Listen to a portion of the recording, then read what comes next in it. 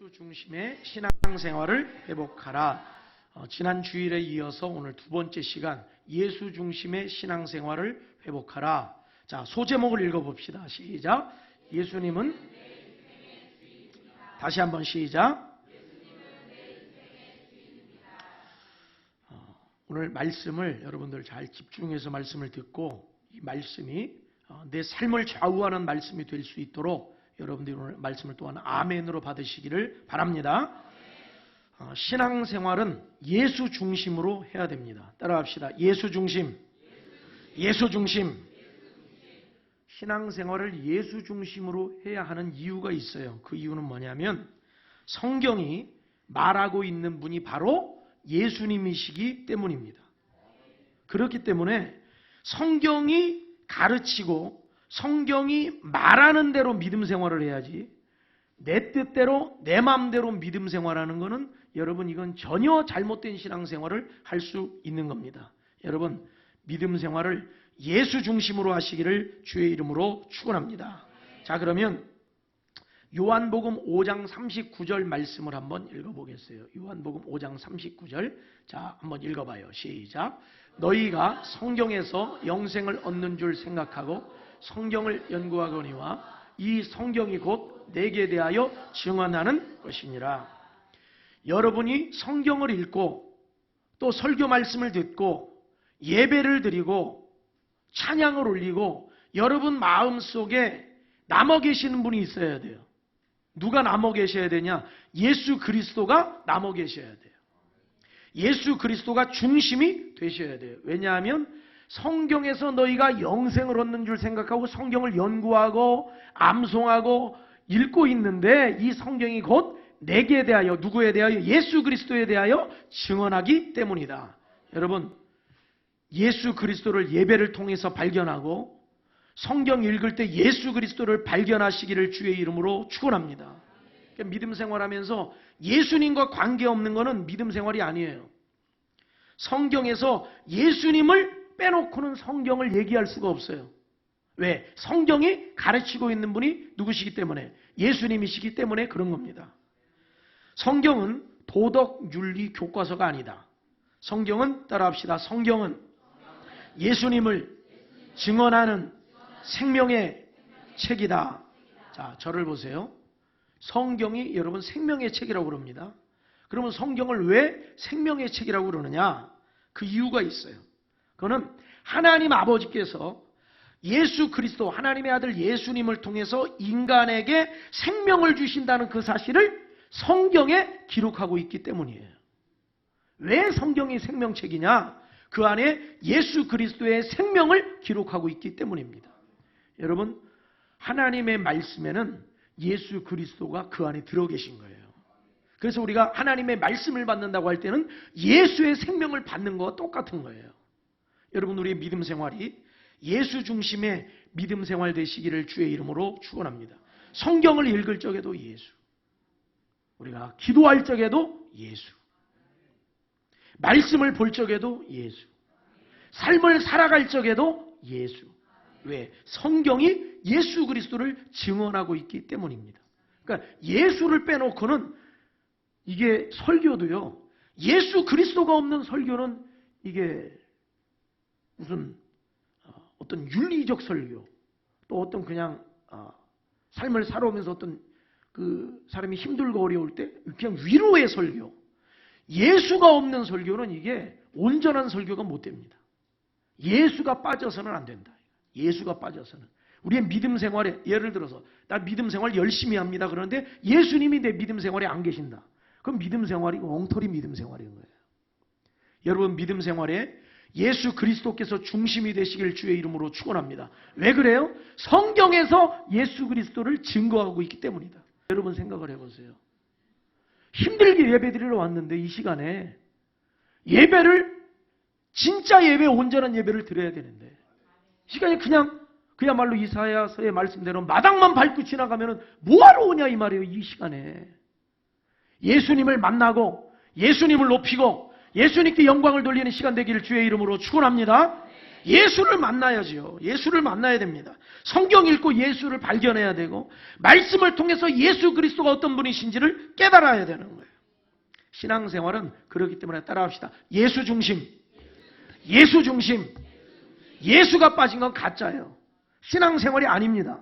예수 없이는 신앙생활이 온전할 수가 없고 그거는 바른 신앙생활이 될 수가 없는 것이다. 그렇기 때문에 예수 중심으로 신앙생활해요. 유대인들이 예수 없이 신앙생활을 열심히 했어요. 예수님이 오셨는데도 안 믿어요. 그 신앙생활은 거짓 신앙생활이고 가짜란 말이에요. 온전할 수 없는 신앙생활이다. 예수를 믿어야 됩니다. 아멘. 그러면 우리의 신앙생활이 예수 중심 신앙생활로 회복되기 위해서는 어떻게 해야 될 것인가? 자, 지난 시간에 우리가 말씀 나눴어요. 첫째, 자 한번 읽어봐요. 시작. 자, 저를 보세요. 예수 중심으로 신앙생활을 한다는 건 뭐냐면 예수 구원 신앙을 확실하게 붙드는 걸 의미하는 겁니다. 다시 말하면 예수 외에는 구원이 없다. 따라합시다. 예수 외에는 구원이 없다. 오직 예수를 믿어야 죄 용서받고 예수를 믿어야 하나님의 자녀가 되고 예수를 믿어야 영생을 얻고 예수를 믿어야 천국 백성 되는 걸 믿으시기를 바랍니다.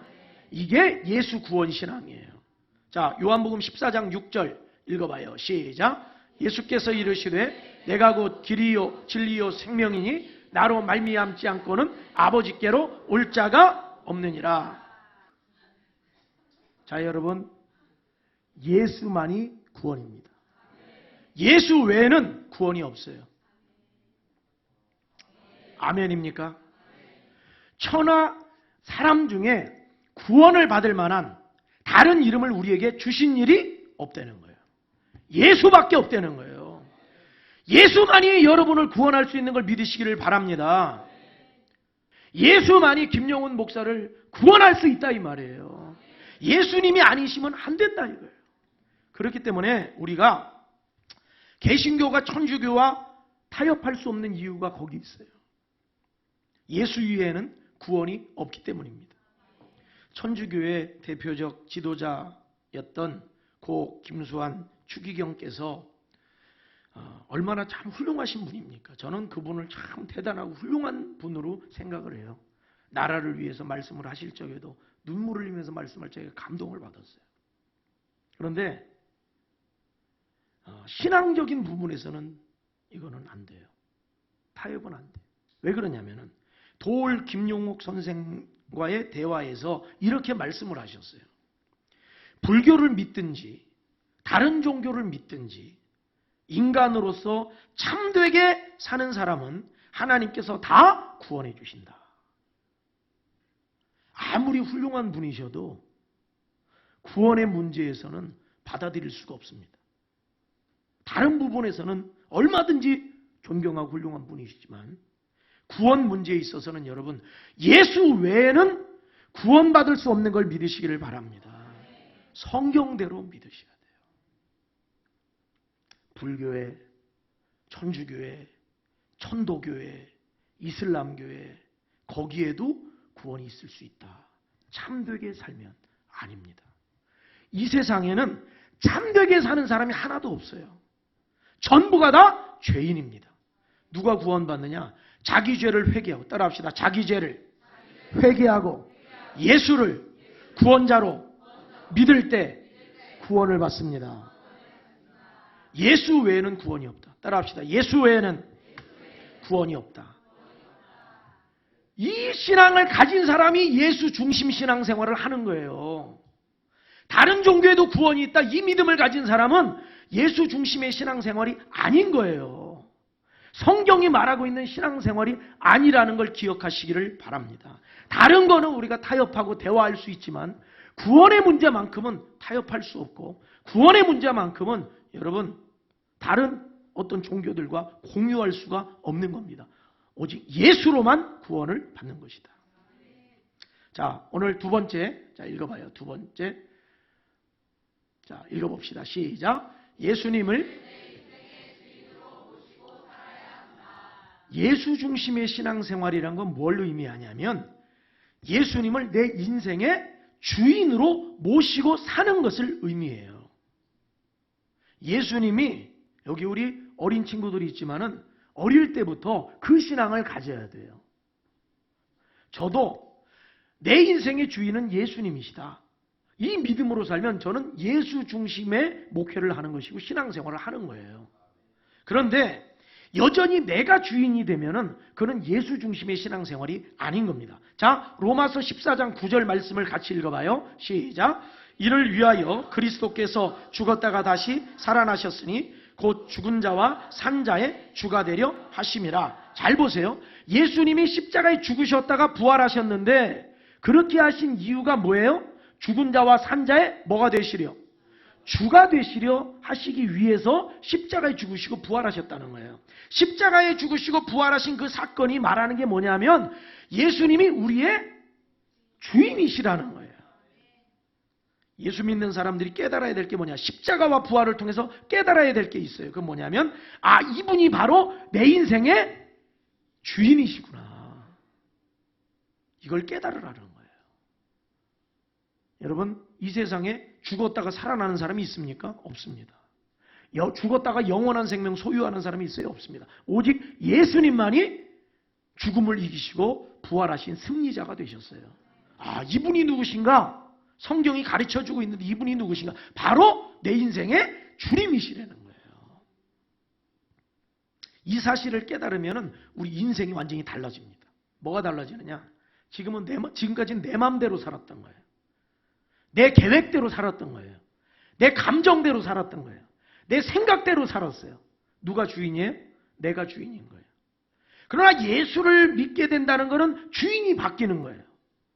주인이 바뀌면 이제는 생각을 우리 주님 주시는 생각으로 살게 되는 것이고, 내가 감정도 주님의 감정으로 컨트롤하는 것이고, 내 인생의 미래와 모든 것들도 주님의 인도하심 따라 살아가게 되는 겁니다. 그러니까 인생이 달라지는 거예요. 예를 들어서 화가 나요. 내 마음에 막 화가 일어나. 그런데 예수님이 내 인생의 주인이 되시면 내 마음의 화가 컨트롤이 되는 거예요. 어떤 사람이 미워요. 과거 같으면은 그 미운 사람에게 해코지를 하든지 복수를 하든지 일을 갈든지 뭔가를 했을 텐데, 예수를 믿은 다음엔 예수님이 내 주인이 되시면 내 마음의 미움이 달라진단 말이에요. 예수 믿기 전에 내 마음에 근심이 있어요. 걱정이 있어요. 그런데 예수님이 주인이 되시면 내 마음에 평안이 오는 거예요. 예수님이 주인이 되셔서 내 마음을 다스리시기 때문입니다. 여러분, 예수님을 여러분의 주인으로 온전히 모시기를 주의 이름으로 축원합니다. 한번 따라합시다. 예수님이 내 인생의 주님이시다. 그러면요, 화도 덜 나요. 근심도 덜 돼요. 힘들고 어려운 일이 있어도 예수님이 주인이시다. 이 문제가 막 불가능하고 안 될 것 같아요. 내 힘으로는 안 될 것 같아요. 예수님이 주인이시다. 예수님이 주인이 되시면 내 마음에 여유도 더 생기는 거예요.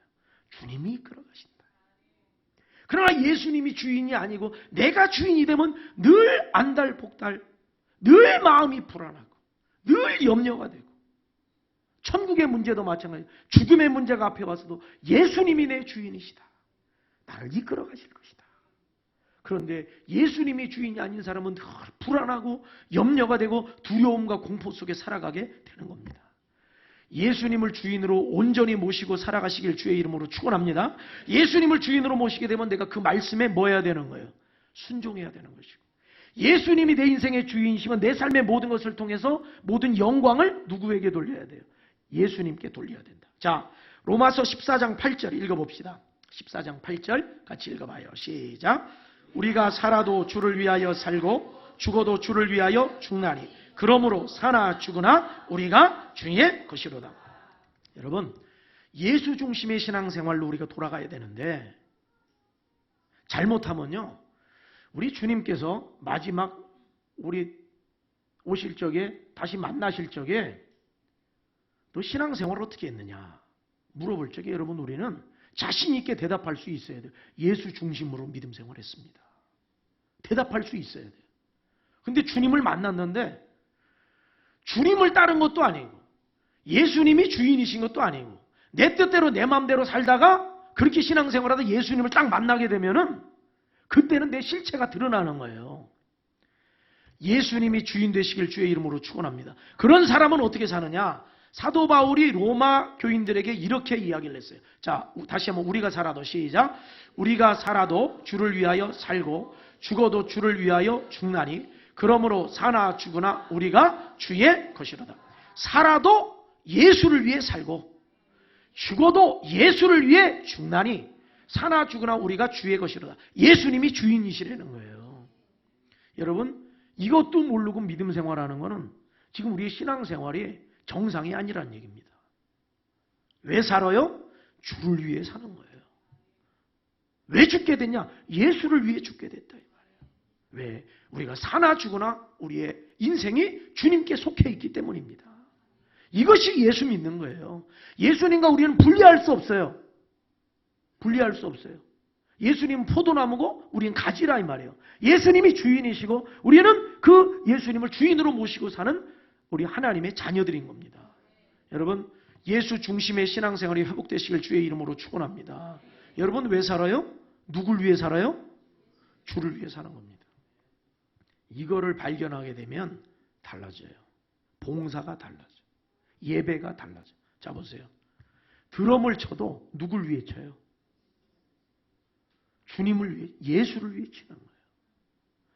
베이스 기타 연주를 해도 누구를 위해 연주해요? 예수를 위해 연주해요.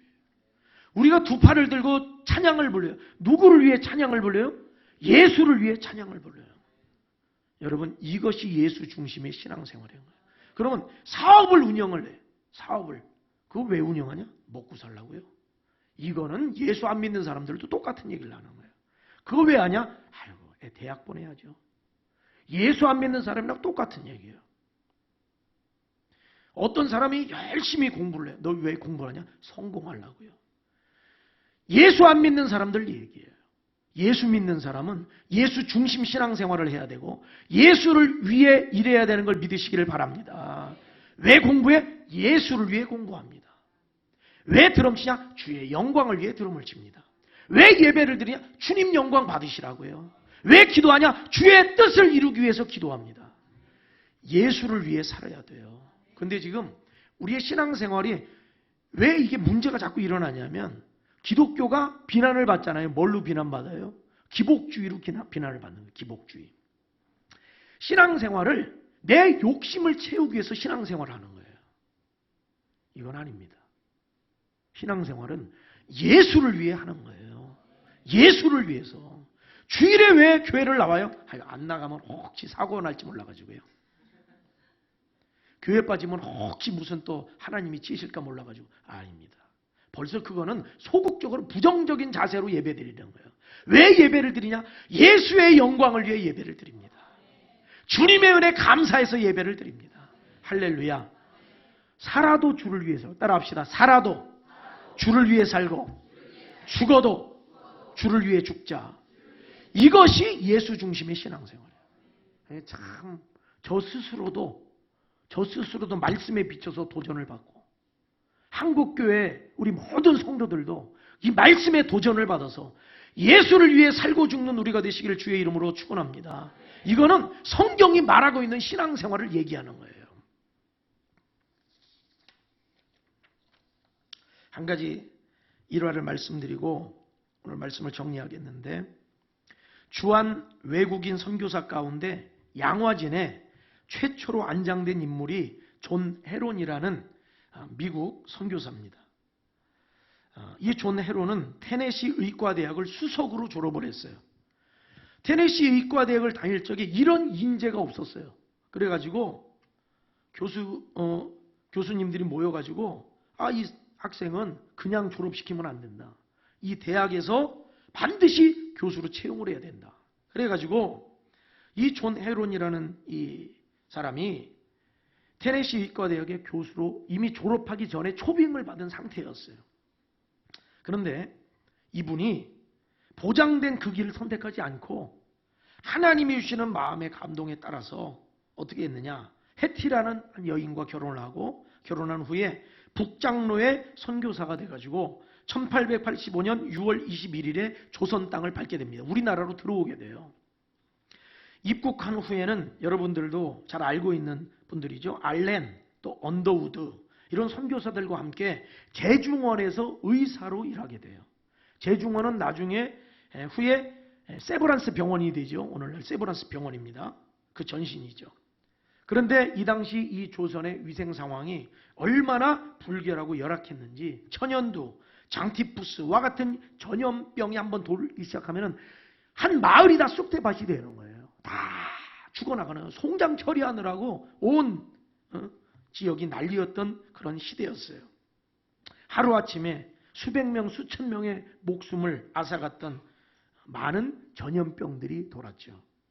이러한 열악한 환경 속에서 이 존 헤론 선교사가 그럼에도 불구하고 끝까지 이 조선 사람들을 사랑으로 또 기도로 복음을 전하면서 이들을 돌보았던 거예요. 그런데 어느 날 이 헤론 선교사가 그 많은 환자들을 밤낮 없이 돌보다가 자기가 그 전염병에 걸린 거예요. 자기가. 그래서 죽음을 눈앞에 두게 됐어요. 그때 헤론 선교사의 나이가 34세였어요. 34세. 헤론 선교사에게는 사랑하는 아내가 있었고 예쁘고 어린 두 딸이 있었어요. 헤론 선교사는 죽기 직전에 자신의 아내에게 부탁을 했습니다. 여보, 나는 먼저 천국에 가지만 당신은 계속 조선에 남아서 선교의 일을 감당하기를 원하오. 그리고 자신을 도와주었던 조선인 하인들에게 복음을 전했어요. 예수를 믿어야 합니다. 그래야 구원을 받습니다. 그러고 나서 약속을 했어요. 우리 천국에서 다시 봅시다. 약속을 했어요. 그리고 마지막으로 헤론 선교사가 이렇게 고백하고 눈을 감게 되는데 이런 말을 했어요. 여러분, 나의 사역이 참 보잘것없는 것이었지만 이 모든 것은 예수님을 위한 것이었습니다. 너 조선이라는 그 땅에, 열악한 땅에, 전염병이 도는 땅에 너 왜 갔냐? 예수를 위해 갔습니다. 내가 살아도 주를 위해 살고 죽어도 주를 위해 죽겠다는 각오로 예수를 위해 제가 그곳에 갔습니다. 여러분, 우리의 인생이 예수를 위해 살고 예수를 위해 죽는 인생이 되어야 됩니다. 예수를 위해 찬양하고 예수를 위해 사업하고 자녀를 길러도 내 소유 아닙니다. 내 소유 아니에요. 예수님의 소유입니다. 예수를 위해 키우시기를 바랍니다. 여러분, 우리의 믿음 생활이 예수 중심의 신앙생활로 회복되기를 주의 이름으로 축원합니다. 기도하겠습니다.